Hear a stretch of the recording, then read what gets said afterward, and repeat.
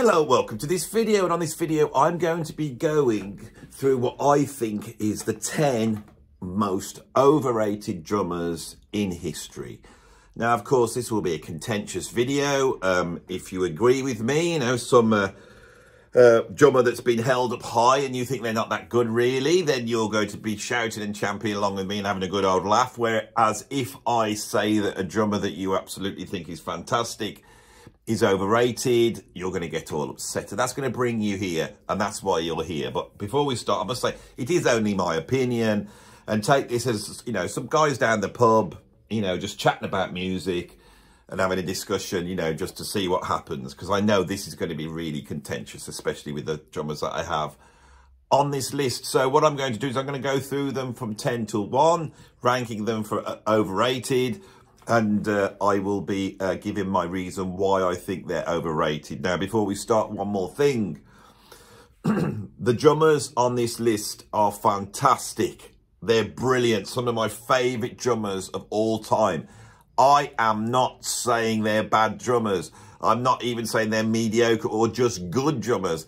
These are some of the best drummers in music history. But if they're there, right, in terms of what they achieved and what they did as a drummer, they have been overrated by the general public. So I am always really more having a go at the general public and their view of music than I am the drummers themselves, because this is going to upset so many people. Right, shall we get ready? So 10 to 1, and we're going to start with number 10, with a drummer who I just think is a tiny little bit overrated. And that drummer is Buddy Rich. Yes, that's what we started with on this list.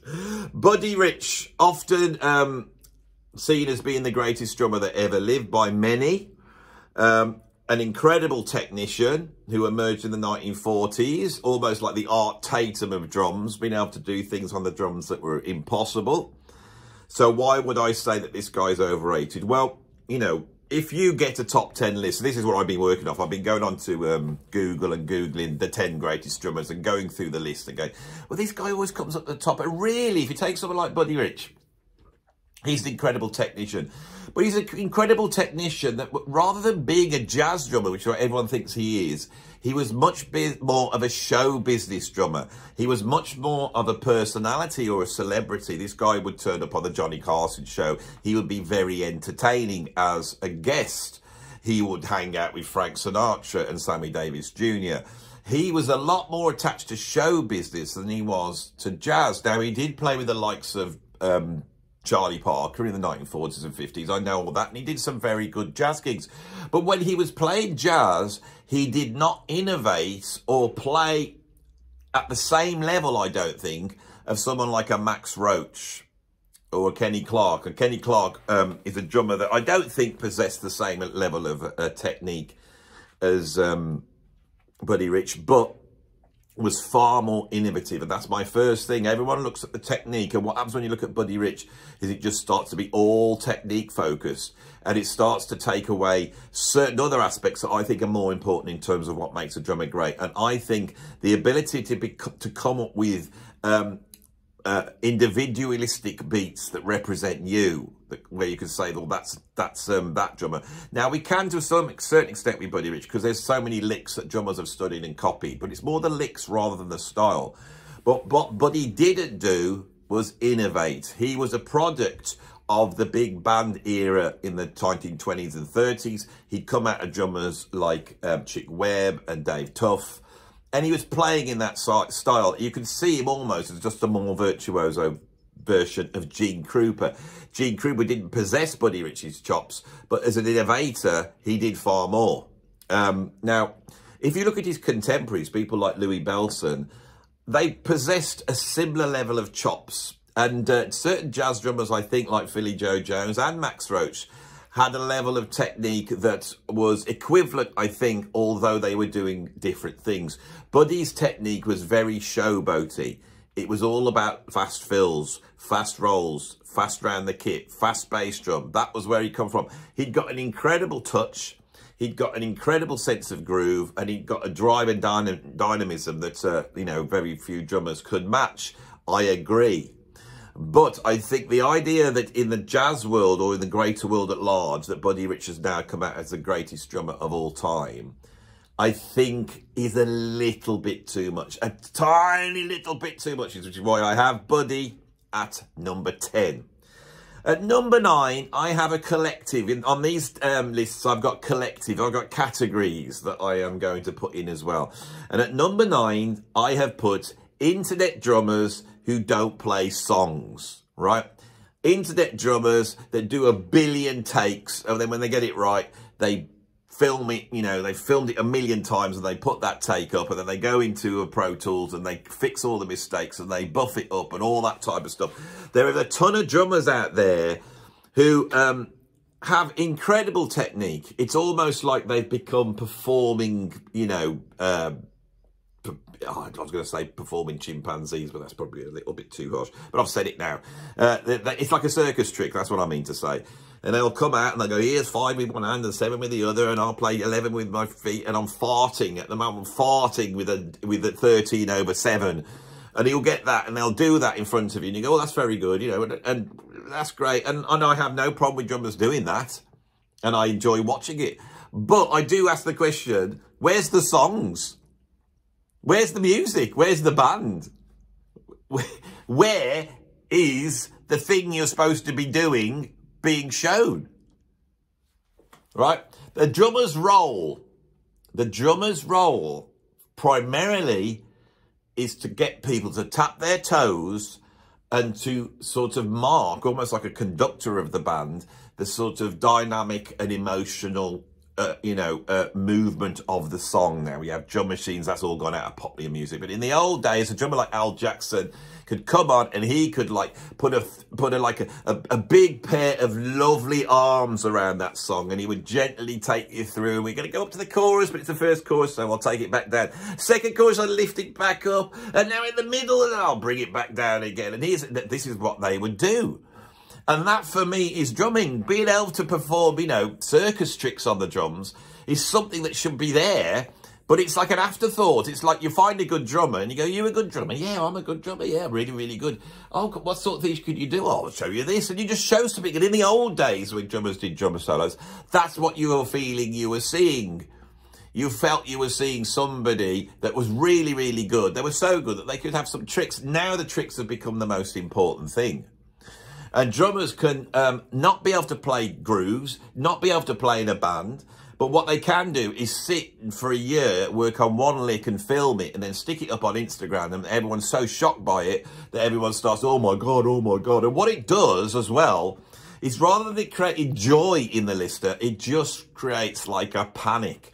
It's like capitalism. It's like the worst aspect of capitalism, where to sell stuff, you have to make people feel insecure. You know, an advert comes on and goes, you know, get this because you smell.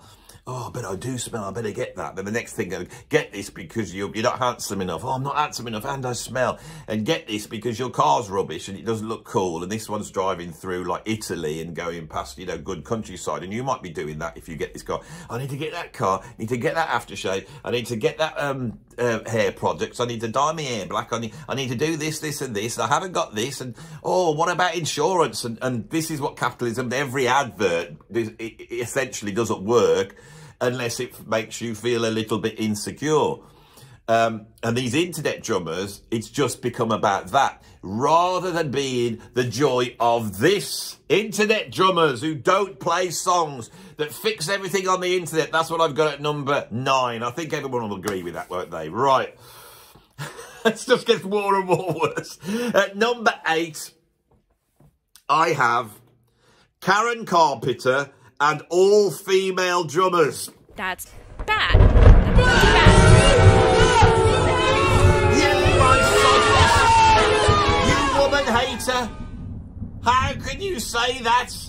Women have hard enough time in this industry, this male-dominated industry, this patriarchal hell, that women have to come in and put up with all these misogynistic comments.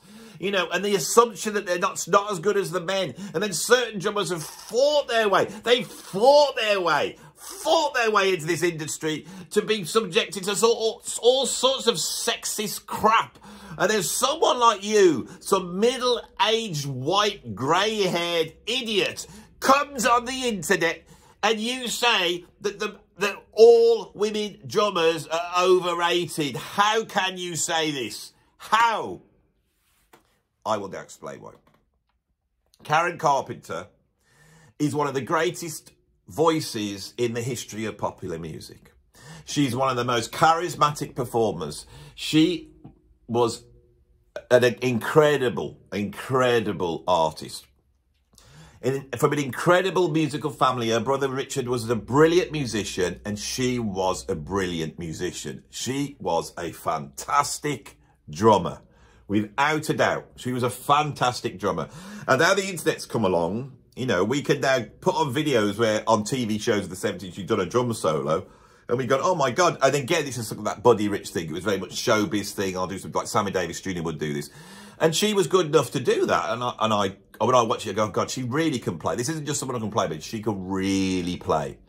Now, when I went through the top 10 drummers of all time, a lot of these lists in that top 10 featured Karen Carpenter. And I'm afraid it's very difficult for me to say that Karen Carpenter is amongst the 10 greatest drummers of all time. Forget Baby Dodds, forget Chick Webb, forget Dave Tuff, forget Buddy Rich, forget Max Roach, forget Kenny Clark. None of these. Just push them to the side. They might have created drumming. Forget Joe Jones. Oh, just what did he do? Just invent hi-hat playing and groove and, you know, and all that type of stuff. And none of these drummers are in these top 10s. But Karen Carpenter is. And obviously, we know why she is there, because none of these lists could actually treat women properly and actually judge them on how great they are. They have to put somebody in. So Karen Carpenter, who did some really fantastic solos on a few things and drummed on the Carpenters albums, and that's great, you know, and she did a really good job there. Somehow she gets a higher placing, and the only reason she gets the higher placing is because she's female. And when you go through this list, there's a lot of drummers that get on that list. So the drummers I really rate that are female, I think Terry Lynn Carrington is untouchable. I think she's an absolutely incredible drummer. In the 80s, I can remember getting albums because Vinnie Colaiuta was on them. And Vinny is a top 10 drummer. He should be in that top 10 without a doubt. So I'd buy this, and I can remember I bought an Eric Marienthal album, I think. Vinny was on there, and I can remember thinking, oh, it's got Terry Lynn Carrington, which she's a good drummer. It's not like Vinny, though. And then when I put it on, I was astonished at what Vinny was doing, picked up the album and looked, and it wasn't Vinny. It was Terry Lynn Carrington. She is a phenomenal drummer. So why not swap out Karen Carpenter and put Terry Lynn Carrington in? I would say nothing. I would say nothing. She's a fantastic drummer, right? But they won't do that, because then they would actually be measuring this on ability rather than just, you know, virtue signaling nonsense, okay? Another drummer that I absolutely love, I've loved her for years, is Sheila E. Sheila E. is an incredible percussionist, an incredible drummer, one of the most charismatic drummers to ever emerge. She's iconic. And when she was playing with Prince, you know, she was not just an absolute drum master. And I tell you, she's a master, because if you saw that documentary that Stuart Copeland did, they had a whole ton of drummers on. All the, you know, they had all the Taylor Hawkins and all these drummers, I think, were on it. Can't remember who was on it. Stuart Copeland was on it. And then Sheila E. came on. She was the best drummer on it. She was better than all those. She's got incredible facility. She plays percussion as well. And she's iconic. Why is Sheila E. not on that list, right? So when I say all female drummers, I'm not referring to all female drummers when I say that. I mean the idea that you're just going to put female drummers onto the list. That's what I mean.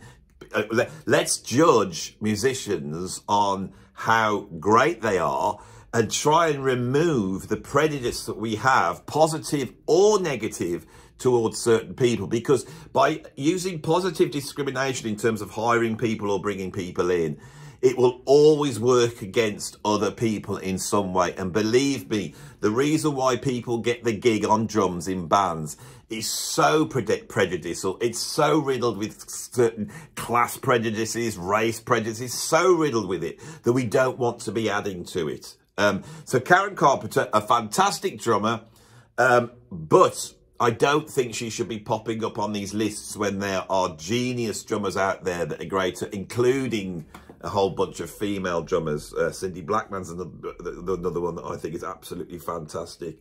Whole host of them. Right, so we're going to move on.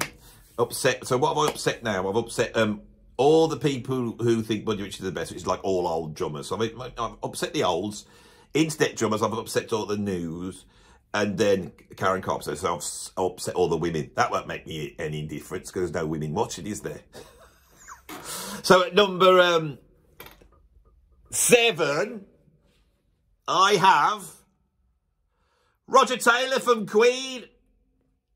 He was a great drummer. And as Queen progressed, he had such a fantastic drum sound, isn't he? If you put like an album like Jazz, one of the best drum sounds, great feel, great drummer, and what a singer. You know the guy who's doing all the high notes in Queen, that's Roger. He's doing all those. Brilliant singer, a brilliant musician, right? But there's a couple of drummers that play in classic rock bands. And because those classic rock bands are popular, and because kids get into those, and then they're inspired to play the drums by those drummers get elevated to being the great rock drummers of all time. And there's a whole bunch of classic rock drummers. I'm not talking about jazz drummers or fusion drummers or funk drummers or anything. Forgetting all those. There are a whole bunch of underrated rock drummers that I think have just fallen by the wayside. Now, the amount of times that Roger Taylor gets quoted as an influence for drummers is really numerous. And we have to say that's a good thing. But Queen itself, Queen occupy a certain space in music. I think they're fantastic and I love them. And I think they're absolutely brilliant. But they sort of take stuff that Zeppelin did and Deep Purple and they mix it with a bit of glam. And then they mix it with a lot of ABBA and a lot of sort of late 70s pop sensibility. And they manage to cut into the mainstream. And so what you get is, and Queen are great, but the judgment of Queen, it's a little bit like what happened to Oasis in the 90s. The judgment gets skewed. And so Brian May becomes the greatest guitarist. Freddie Mercury's the greatest singer. Roger Taylor's one of the great drummers. Nobody cares about John Deacon, even though he did the bass line too. Another one bites the dust. So I think he's great, but he is overrated. To me, when I listen to him, he's a very good drummer. He's a very good drummer. But there were certain drummers that did far more than he did in that same period of time. So that's why I've got Roger Taylor. Now, one drummer that's not going to be on this list is Ringo Starr. Ringo Starr is just too iconic, too innovative, and I believe had a ton of chops that he had the ego or lack of to hide, right? So Ringo, I think, gets bashed. But there's another drummer that sort of emerges just a little bit after Ringo, and he's another iconic drummer. And this is the guy I've got at number 6, and it's Charlie Watts from the Rolling Stones. Now, unlike Ringo, Charlie Watts gets all this praise, tons and tons of praise. You know, oh, isn't he good? You know, the way he doesn't play the snare drum, he goes tap, tap, tap, you know, that thing he does and all that. Isn't that amazing? And his great feel. He has got good feel. Ringo's got good feel. Ringo's got as great feel as Charlie Watts has got as great feel. I think that Ringo actually had a little bit more technique than Charlie Watts. Now, everyone's going to shout at me, but Charlie Watts was a jazz drummer. It doesn't mean anything. Yeah, he could swing a bit. I can remember when I was a kid, he put a big band together. And it had every British jazz musician you could think of. You know, Tony Coe was in there and Courtney Pine, everybody. And it was like this incredible band. And I watched that. And it was fantastic, except for the slightly lackluster drumming of Charlie Watts, who just kept time very simply in the background. And so I think it's yin and yang. As Ringo is underrated by everybody and gets this thing of having fun poked at him for not being that great, Charlie Watts is definitely massively overrated because we're in the middle now. He is pretty overrated as a drummer. And I think when you look at the period of drummers that was coming out at the same time as him in the 60s at that time, he was, like all the members of the Rolling Stones, pretty adequate musicians. I mean, the best of the Stones is Mick Jagger. He's the guy, that voice. Rest of them can barely play in time. But luckily, they had old Charlie Watts in the background who had very good time. I like Charlie Watts. He's influenced me quite a lot. Even though I'm not a Stones fan, I listen to his drumming on certain tracks like Gimme Shelter. Incredible. I'm not saying he's a bad drummer. I'm saying he is overrated. And this thing that people feel they need to do to go, oh, Charlie Watts a brilliant drummer. That is just, is pushing it too far, right? Now we're getting into the top 5. And these are the ones who I think are really overrated, okay? Right. At number 5, I have modern metal drummers who re-trigger and quantize. Right, this is something that's happened to heavy metal. It's ruined heavy metal. Heavy metal has an aspect of it that where it wants to seduce mainly young boys, young girls as well, but mainly young boys. Come on in, come on in. You're angry, you're aggressive, you want to break stuff, come and join the heavy metal club. We've got loads of spiky writing for you that you can have on t-shirts, you know, and you can look really scary even though you're just a middle-class 15-year-old and your dad's got a job lined up for you when you're 21 and in his finance firm. But before you get there, you can walk around with your Lincoln Park looking all depressed because you are one of the privileged class. So there's all this stuff with heavy metal that is all a bit crap, really. And that desire for kids to want to hear bigger and faster and louder and harder has pushed drumming to be basically faked. Now, what I mean by this is a few years ago, well, say 30 years ago, the producers of certain bands start to realise that they could re-trigger. They could get a drum machine bass drum and they could trigger it using analog systems to actually be inside the bass and give that boom, big hard sound and a big snare. And once you've got those in place, you can start to even out, for example, the dynamics of someone hitting the snare drum, which is a very important thing for rock, that you have really good dynamics.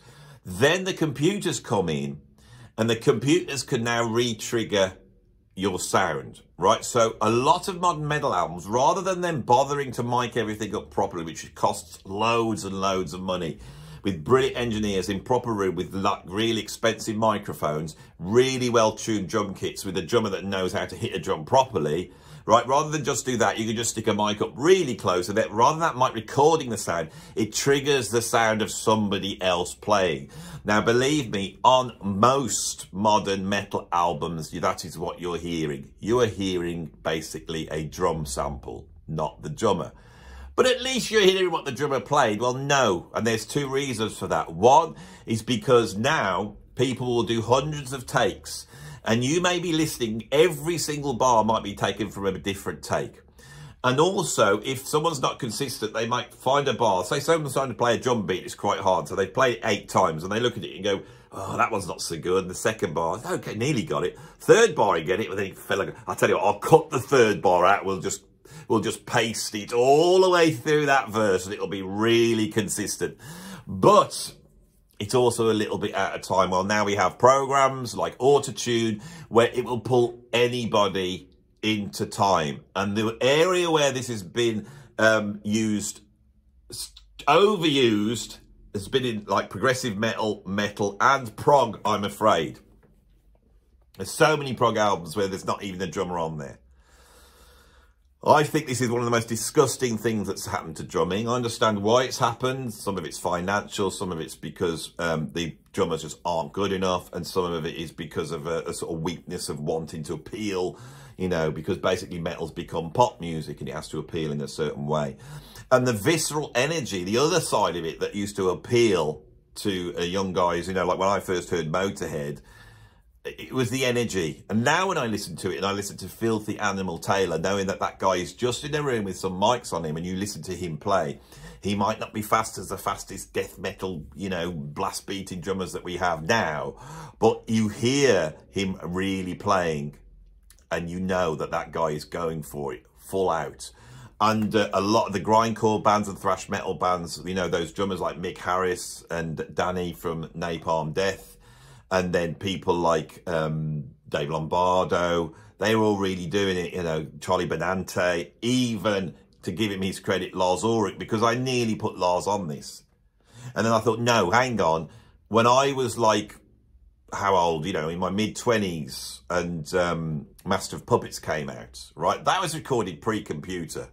Now, Lars may have done a lot of takes to get those, or they might have edited those takes together, but he's really played those parts. And I was a good drummer. I was like a fusion drummer. And I can remember that album came out and I tried to play what Lars was playing. I just could not play it. He upped the game. I don't care what anyone says about him, right? A lot of what he did was so iconic, it became cliche things. So now when you hear it, you go, oh my God, you know, those sort of fills he does, you know, all that stuff he does. But I'm not going to say that Lars is overrated. I think there's an argument that Lars is actually underrated as a drummer, and that we're measuring him by these modern metal drummers that are actually utilising the computers to sound amazing. We're going back to old Metallica albums. Now, you know, to just give you an idea of what's actually going on, recently, Metallica brought out a live concert. And, you know, it was all perfect. The drumming was really incredible. And on the internet, it surfaced there were certain videos where they had the actual recordings, and he wasn't even playing the fast bass drums in there. So everybody's up to it. It's ruined it. It's ruined it. Right, so let's move on to number 4. At number 4, I have, from the Red Hot Chili Peppers, Chad Smith. Now, Chad Smith is a fantastic drummer. I've met Chad Smith. I've seen him drumming up close. I was a guest at a clinic he did with Stephen White, the drummer with Paul Weller. And Stephen White and him were playing together. And I saw them both play together. And they were both fantastic drummers. My honest opinion, in terms of chops, I would say that Steve White had the edge on Chad when I was watching him. You know, Chad's a great drummer. Great drummer, good chops, good technique. He works well in the Red Hot Chili Peppers. He has a chemistry with them, and he brings a sort of dorkiness to the Red Hot Chili Peppers, which I think they needed when they went to sort of superstardom, you know.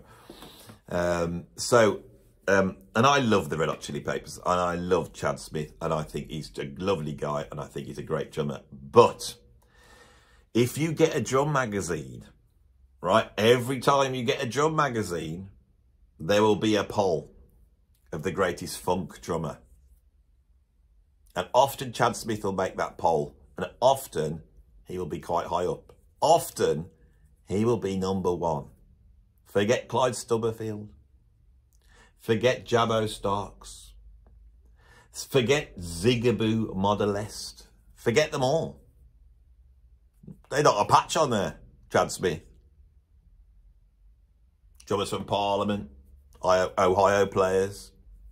They're not a patch. They're not a patch, Harvey Mason. And Ndugu. He's not a patch. None of these are as good funk drummers as Chad Smith. None of them. Now, I could go on and on and on and on and on like that. And on top of that, Chad Smith, often, there's a certain generation. I don't think it happens anymore. I think it's moved on to sort of Dave Grohl and Taylor Hawkins now. But there was a certain point where Chad Smith was the favourite drummers, when the Red Hot Chili Peppers were at their peak. And that's not a bad thing. It's not a bad thing that kids have that influence. And I think it's great that Chad's had that influence, because he is a great drummer. And the thing that makes him great is that he's a guy that's come out of John Bonham, right? But he's also has come out of people like Zigaboo, and he knows his funk. He knows his New Orleans funk and stuff like that. That's exactly what the Chili Peppers mean. And that's a good influence. But the trouble is, that then makes people feel that Chad Smith is one of the greatest drummers of all time. Now, Dave Grohl gets it, and he's not on this list. Taylor Hawkins gets it, and he's not on this list. There's a whole bunch of newer rock drummers that everybody seems to think is great. And I considered whether to put Dave Grohl on this list.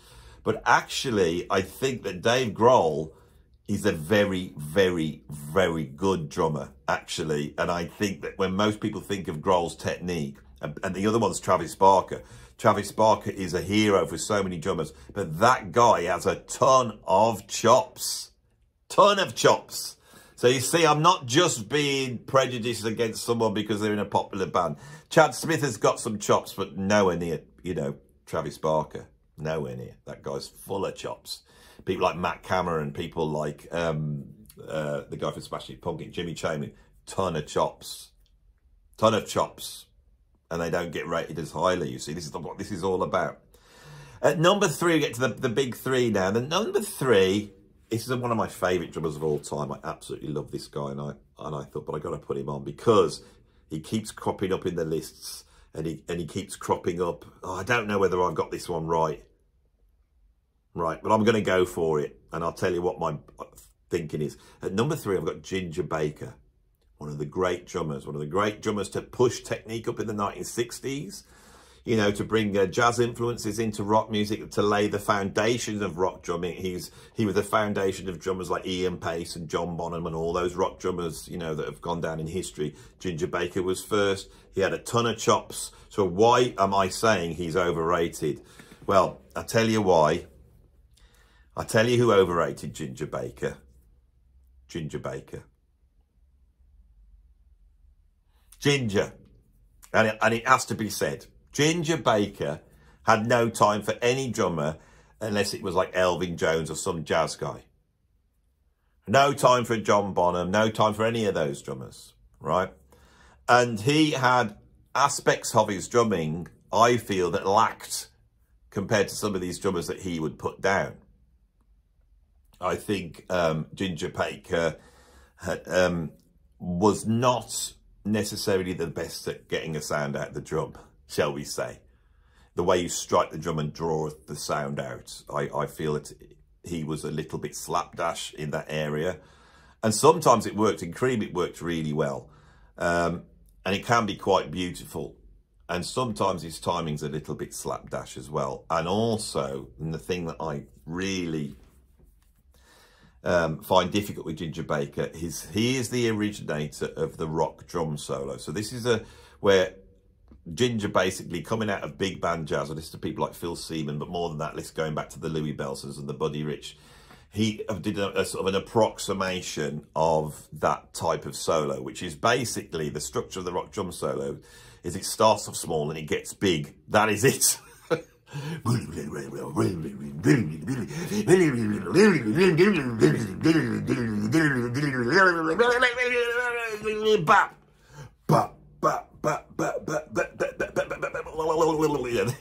It's that, you know, it's that style of drum solo, the avalanche drum solo.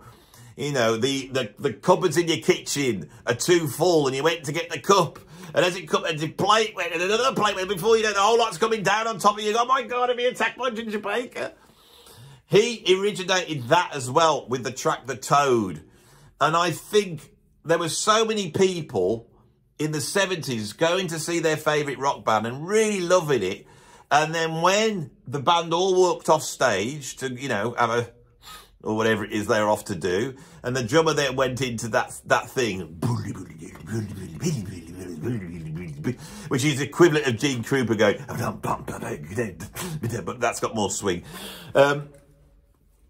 People's hearts dropped. And I think it's one of the worst things about drumming is that type of drum solo. And it's given drum solos a bad name. And I point the finger at Ginger. Because Ginger thought, oh, I'm a jazz drummer and I'm so much better than everybody else. And now, if you take like drummers that came out at a similar time to Ginger, a little bit after, I would say Mitch Mitchell or John Heisman. There's two drummers off the top of my head. They just destroyed Ginger. Now, I've got to say that Ginger played on the Public Image Limited album called Album. And he also did an album for Bill Laswell called Horses and Trees. I have spoken about this. Horses and Trees contains some of my most favourite drumming of all time. But that does not change the fact that Ginger Baker is overrated, mainly by him. Right, let's get to the two top ones now. So, at number 2, I have, as the second most overrated drummer in history, John Bonham from Led Zeppelin.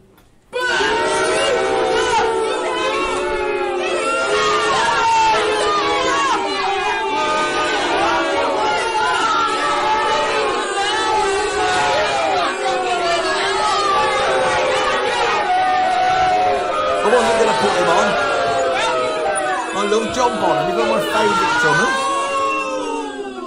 I played for Robert Plant. On John Bonham's drum kit. And I felt proud to do it because John Bonham's the best. He's the best, John is. And I know what those shoes are like to fill. And they're big shoes and I didn't fill them at all. John Bonham's the best, so why did you say he was overrated, Andy? Why did you say it? I'm doing a Roger Waters now. I'm talking to myself. Andy. Why did you say it for? Why did you say John Bonham? They all hate you now. They're all unsubscribing. Right? So, before you unsubscribe, right, please, just listen to what I'm about to say. Right. John Bonham is amazing. Right? But when I looked at these top 10 lists, he was usually at the top. When you Google John Bonham, you get the greatest rock drummer of all time. Other drummers come out and say, oh, Bonham, he was the greatest rock drummer of all time. There was nobody better than John Bonham. Right? Now, there's sort of 4 sort of blues-based classic rock bands that formed in 1968, 69. There's Led Zeppelin, there's Deep Purple, there's Black Sabbath, and there's Free. If you look at those 4 classic rock bands, we have Ian Pace, Simon Kirke, and Bill Ward. Now, I feel that those 3 are massively underrated. If we look at the stuff that Bonham gets praised for, right, in a way, I think Ian Pace, in terms of that sort of incendiary chops, fast right foot, thundering rolls around the kit, all that type of stuff, Ian Pace was at least Bonham's equal. And I personally think he was a little bit beyond it. All right, that's the first thing. If we look at Bonham's feel, oh my God, did he have some feel? He really did. I think Simon Kirke had Bonham's feel times 10. I don't think there was a rock drummer of that period who had greater feel than Simon Kirke. And of course, Bonham had incredible signature beats that he played. We all play them. You know, when the levee breaks, the crunge, you know. But I think that Bill Ward was the master of signature beats, right? And he could create drum parts that were so left field within heavy metal, and he gets no credit for it. Now, and all those drummers occupied a space that Bonham does. So what I'm saying is the other attributes, they were really fantastic at, all right? So this idea that Bonham is the platonic greatest rock drummer of all time, I don't know. I don't know. Now, one of the things that Bonham benefited from was the incredible sound he got out of his drums, and it was him, and I'm not going to knock it, and that's, you know, that classic sound of Bonham, but it was also the way he was recorded. I think when Led Zeppelin 1 came out, Jimmy Page had so much understanding of the studio at that time, and he had this idea of bringing a lot more air in. The drum sound on Led Zeppelin 1 is superior to any other drum sound, so he's benefiting often from a drum sound that the other guys don't have, especially Bill Ward from Black Sabbath, which sounds like it was mic'd up by a bunch of stoned brummies.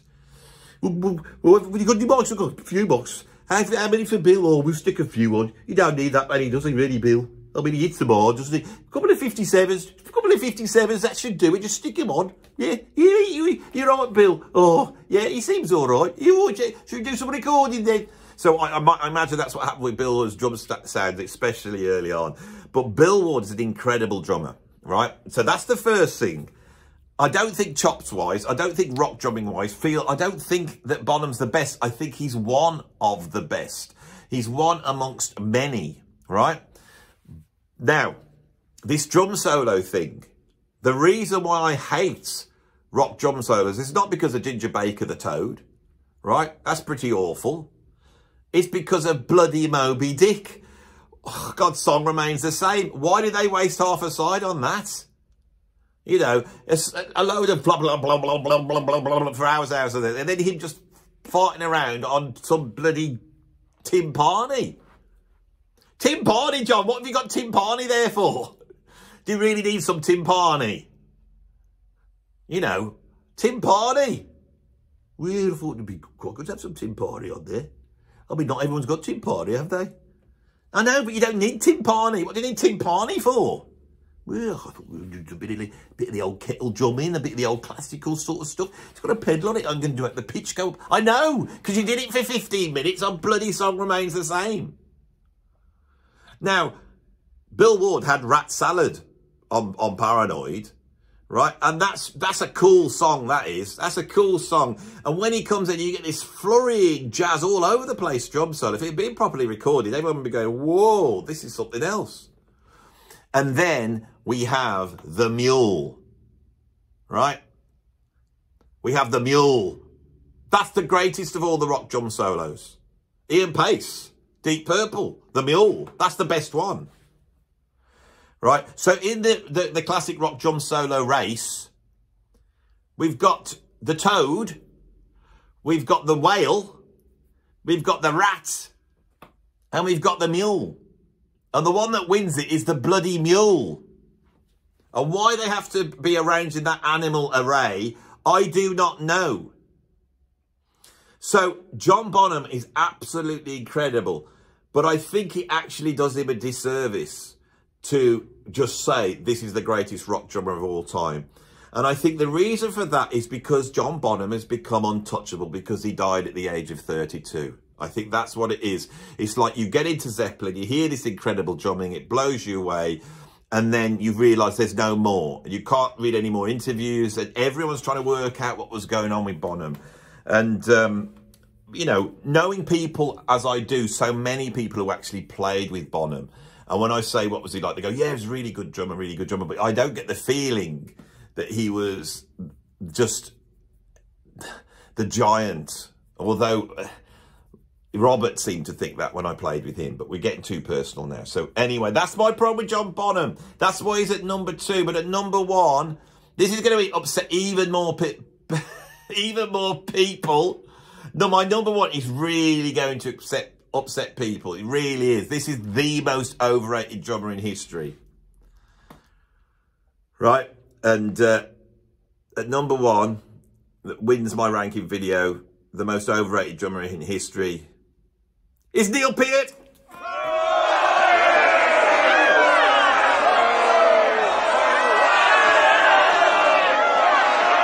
yeah. Again, one of my favourite drummers. I've said on this channel that his drum part to Moving Pictures is perfect. It's perfection. It's architectural. It's just beautiful. Neil Peart. Right? So why put him at number 1? For very much the same reasons as John Bonham, but even worse. Rush fans and Neil Peart fans, they are under the belief that Neil Peart's technique is so astonishing that it must be perhaps, you know, past any other drummer on the planet. The things he could do, the Professor with his incredible mind, or the stuff he could do. There can't possibly be a drummer better than that. I mean, have you ever heard a drummer do the stuff he does? He'll play one time thing through 1 foot, another thing, and then those rolls. You know, those rolls that sound like they're going around the whole world. Incredible. It sounds so incredible. I mean, Neil Peart, what are you talking about? You know, now, he's incredible.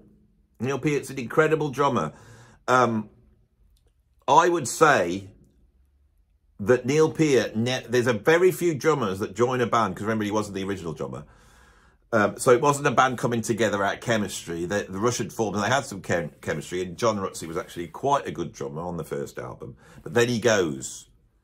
A little bit like when Chad Smith walked into the audition with Red Hot Chili Peppers, when Neil Peart walked in, something magical happened and he clicked with that band, and all the intentions of what they want to do were lined up. And Neil Peart was able to do something within Rush that was absolutely groundbreaking. The reason why, and it's the same with John Bonham, the reason why there's not tons of sessions by this drummer on other people's albums in the same way that with Phil Collins there is is because Neil Peart was not that able to do other stuff. He was the best Neil Peart in history. Now, let's start with the technique side. You'll have to take my word for this. I'm a drummer, and I've studied drummer, and I'm quite a technical drummer.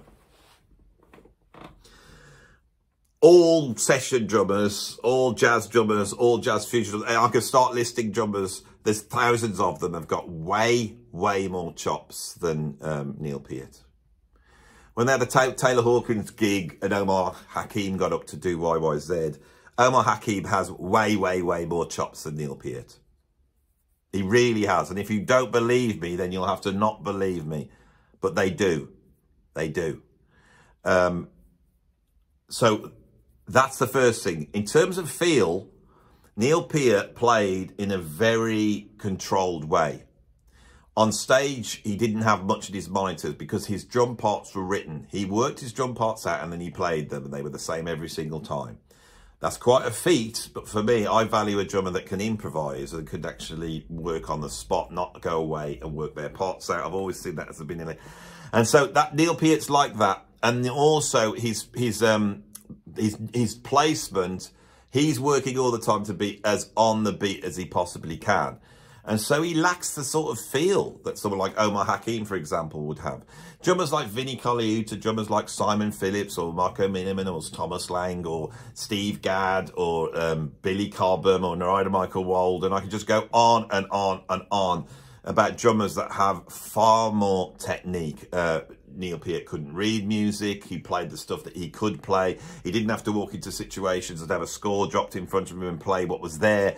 Right, this is not knocking Neil Peart. He's brilliant. His job was to play in Rush. He was incredible in Rush. As a band drummer within Rush and what he achieved, it is jaw-dropping, and it is so jaw-dropping that it makes us think that this guy just must be the greatest drummer of all time. His influence is profound. His influence on me is absolutely profound. I believe that I first got quite good on the drums because I was having to learn moving pictures as signals. Those are the albums that were coming out, and I was having to work out. And then Neil Peart's way he played was difficult, but it was precise, so you could follow it. Start trying to work out what Elvin Jones did or Tony Williams did. I could follow it. I can actually always got that right cymbal going over there, and then he goes dum dum dum dum dum. You know, work it out. And all these things, for me, make him an absolute genius drummer. But this idea that Neil Peart is the greatest drummer that ever lives technically is not the case. Now, I'm going to tell you a story now. I was doing a big drum clinic event, and there was loads of great drummers on there, top-end drummers. And some of those drummers had been on the Buddy Rich event that Neil Peart had organised. And what they said to me in the conversation, I'm going to paraphrase them, and I hope I get this right, but this is the way I picked up what they were talking about. One of them said, "What's the worst question that you get asked at a drum clinic?" And they said, when you get asked, what do you think of Neil Peart? Because they said, you can't answer that question. You've got to say he's the best drummer in the world. That's how overrated he is. But if you're a really serious pro-level monster, these are legendary drummers that were there, you know he's not. He's not. You know, us people who know what Tony Williams did know that is nowhere near. And so you can't answer that question. And a lot of them had been at the Buddy Rich event said that Neil Peart had been in Rush, and he'd been in this box of Rush. And everyone's saying, "Oh, the greatest drummer ever." Maybe heard of it. Oh my God, this thing's so incredible. He loves Buddy Rich, so he organises this Burning for Buddy thing, and all these drummers come in. And when Neil Peart saw people like Steve Gadd and Simon Phillips just walking in and looking at that chops and playing the difficult stuff just like that, he was quite shocked. And he had to work hard. He took a quite simple Duke Ellington tune to play, just swinging really, a few hits, and he had to work hard to get it.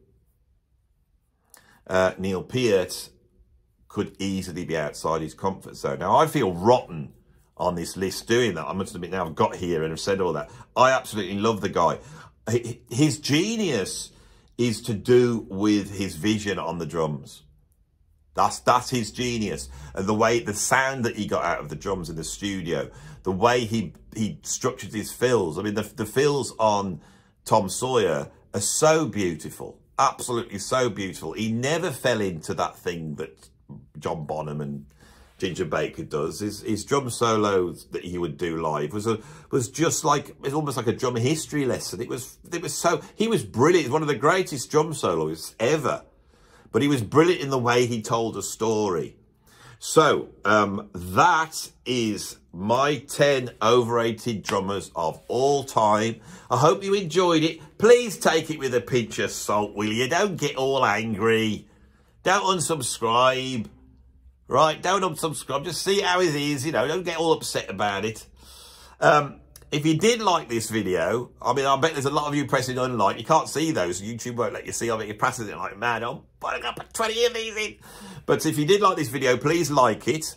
If you want to see more stuff like this, and I do way more than this type of stuff, but people do love. I looked at my stats last week, and I saw the overrated, underrated videos. Everybody loves it because we like to see what other people's opinions are. And if my opinions are, like if I was just sitting here going like Meg White, Phil Collins, all the obvious things that you think everyone's going to say, which are wrong, then, you know, it would be a boring video. I've said what I think. These drummers I love. I love all the drummers on this list a lot. A lot.